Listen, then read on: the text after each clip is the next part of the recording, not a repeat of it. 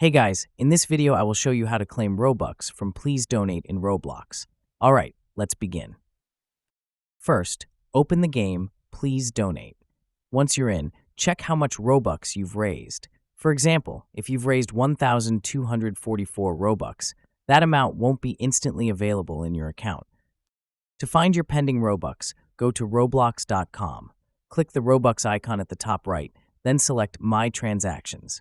This page shows all the Robux you've earned. Robux from Please Donate will appear under Pending Robux. Keep in mind, you only receive a portion of what others donate. Roblox takes a cut, so if someone donates 10 Robux, you'll receive around 4 or 5 Robux after the fee. Once the pending period ends, the Robux will be added to your available balance, and you can use them in the Roblox platform as you like. So that's basically how you can claim Robux from Please Donate in Roblox.